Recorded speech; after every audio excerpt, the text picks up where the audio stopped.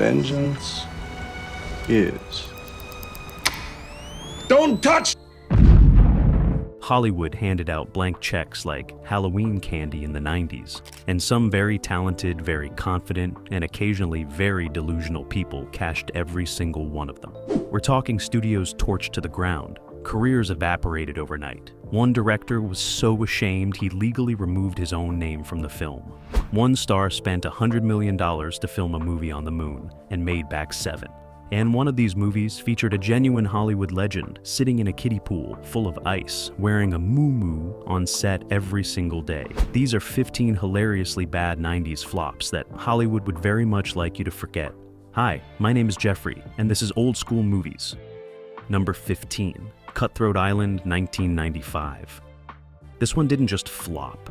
It committed homicide against an entire studio and then stood over the body with absolutely no remorse. Carolco Pictures, the same company that gave you Terminator 2 and Basic Instinct, took every last dollar they had and poured it into this pirate adventure starring Gina Davis and Matthew Modine, two perfectly fine people who deserved better than what was about to happen to them. And the budget ballooned to somewhere around $98 million, made back $10 million. I want you to sit with that number for a second. $10 million on a $98 million pirate movie, and the studio filed for bankruptcy before the film even finished its theatrical run. Gone, dead, lights out. Carolco Pictures simply ceased to exist because of this movie, and director Rennie Harlin. Wack, who was married to Gina Davis at the time, which adds a whole other layer of awkward to the entire situation, later said it was the most stressful experience of his entire career. And this is the guy who made Die Hard 2. He has a reference point for stress, and Cutthroat Island was somehow worse. And for a long time, this film held the actual Guinness World Record for biggest box office flop in history. Which is not a participation trophy, that is a tombstone with a pirate flag on it. Give me a kiss first. Number 14, Battlefield Earth, 2000. Okay, technically this one is the year 2000, but it belongs on this list spiritually, emotionally, and financially. John Travolta spent years, and I mean years, trying to get this movie made. It's based on a novel by Scientology founder L. That Ron Hubbard and Travolta was absolutely convinced it was going to be the Star Wars of a new generation. Instead, it won 7 Razzie Awards, including Worst Picture of the Decade.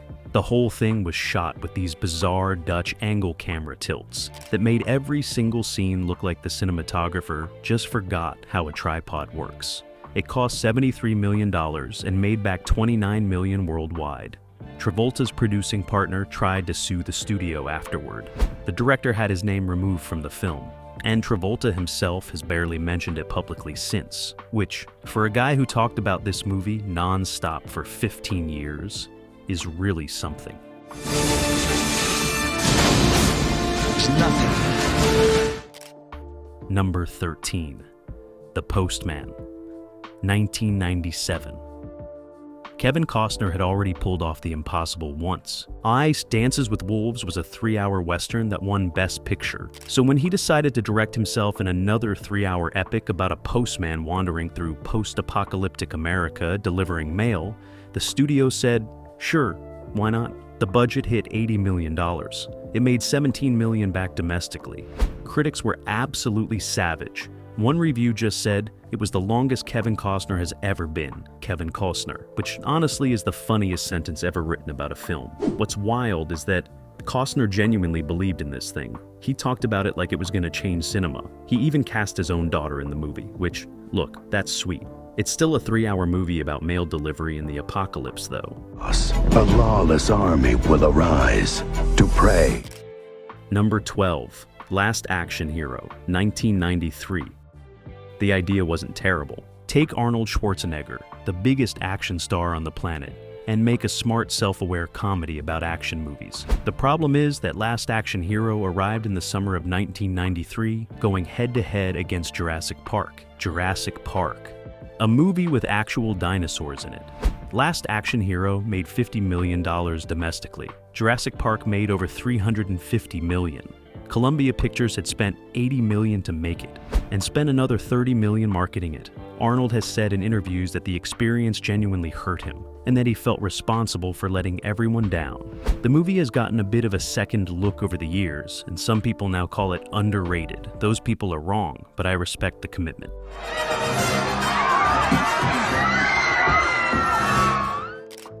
Number 11, Super Mario Bros., 1993. I told you we'd get here.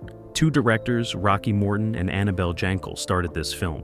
One of them finished it. Neither of them wanted to be associated with it by the end. Bob Hoskins, who played Mario, later called it the worst thing he ever did and said he spent most of the shoot drunk, which honestly sounds like a completely reasonable response to the circumstances. John Leguizamo, who played Luigi, said he and Hoskins would show up to set and drink in their trailer just to get through the day. The movie reimagined the Mushroom Kingdom as a dystopian cyberpunk city and turned Bowser into Dennis Hopper in a business suit. Dennis Hopper. The movie cost $48 million and made $28 million back. I've watched it 4 times. I cannot explain why. Number 10. Street Fighter 1994. Mo, here's the thing about Street Fighter that nobody ever talks about. Raul Julia, one of the most respected stage actors of his generation, agreed to play the villain M. Bison, specifically because his kids loved the video game. He was already very sick at the time. He passed away before the movie was even released, and because of that, every single time you watch his performance, which is completely unhinged and absolutely magnificent, you realize he is the only person on that entire screen who decided to fully commit. He is acting like this is Shakespeare. Everyone else is just kind of standing around in costume. Jean-Claude Van Damme has said in interviews that the whole production was chaos. The director didn't speak much English. Nobody really knew what was happening at any given moment. Raul Julia knew exactly what he was doing, though. Yes, he always did. Number 9, Judge Dredd, 1995. In the comics, Judge Dredd never removes his helmet. That's the whole point of the character. You never see his face. He is the law, faceless, absolute. Sylvester Stallone took one look at that creative choice and said absolutely not, and had the helmet off inside the first 20 minutes. The movie cost $90 million and made $54 million back, which sounds almost acceptable until you factor in marketing and the fact that Stallone spent the entire press tour defending a movie that critics were openly laughing at. Rob Schneider plays his comic relief sidekick throughout the whole film, and every single scene he's in feels like it belongs in a completely different and much worse movie, which is impressive because the movie it's interrupting is already pretty bad. Number 8, The Island of Dr. Moreau, 1996. This production is so chaotic that they made a full documentary about it called Lost Soul, and the documentary is genuinely more entertaining than the movie. Marlon Brando showed up on set having not read the script. He wore an ice bucket on his head to stay cool in the Australian heat. He also wore a muumuu every day and was accompanied by a little person named Nelson de la Rosa, who he dressed in matching outfits. Val Kilmer refused to wear shoes, kept changing his lines, and told director John Frankenheimer he would only do half his scheduled shooting days. The original director, Richard Stanley, was fired 4 days into production and then snuck back onto set in a dog costume as an extra just to watch what was happening to his movie. I am not making any of this up. Number 7, Waterworld, 1995. Before this one came out, the press called it Kevin's Gate, a reference to Heaven's Gate, the Western that killed United Artists in 1980. That should tell you something. The budget hit somewhere between $170 and $235 million, depending on who you ask, making it the most expensive movie ever made at that point in history. Kevin Costner had a chunk of his own money in it. The whole thing was filmed on the ocean, and the set kept sinking. The main floating structure had to be rebuilt multiple times. Costner called it one of the hardest things he ever did. Here's the actual twist, though. Waterworld made a profit eventually. Between worldwide box office and home video, it ended up in the black. Hollywood spent a decade pretending it didn't though, so here we are. Number 6, Showgirls, 1995. Paul Verhoeven and Joe Esterhazy had already made Basic Instinct together and thought they were completely untouchable. So they made Showgirls. A movie about Las Vegas showgirls that cost $45 million, got an NC-17 rating, and made $37 million back. The studio actually had to build special ventilated containers just to ship the film canisters because they were worried about people breaking in to steal prints. That is a real thing that happened. Elizabeth Berkley, who had been on Saved by the Bell, went completely all in on this role and gave everything she had. Critics destroyed her for it. The film won a record 13 Razzie Awards. Verhoeven even actually showed up to collect his Razzie in person, which is the single coolest thing anyone has ever done at that ceremony. Number 5. Hudson Hawk, 1991. Bruce Willis conceived this project himself, developed it for years, and fought to get it made exactly the way he wanted it. He plays a cat burglar who sings show tunes while pulling heists, and the villains are named after candy bars. The whole thing has this bizarre manic energy, like everyone on set was running on no sleep and too much coffee, and someone dared them to make a real movie in those conditions. The studio spent $65 million on it. It made $17 million back. TriStar Pictures took a loss that reportedly affected their entire slate of projects for the following year. Willis has never really explained what he was going for, and honestly at this point, I think the mystery is part of the charm. Number 4. The Avengers, 1998. Not the good one. I want to be very clear about that before anyone gets excited. This is the one based on the 1960s British television series, starring Ralph Fiennes and Uma Thurman, and it features a scene where the main characters attend a meeting of villains, all dressed in different colored bear suits.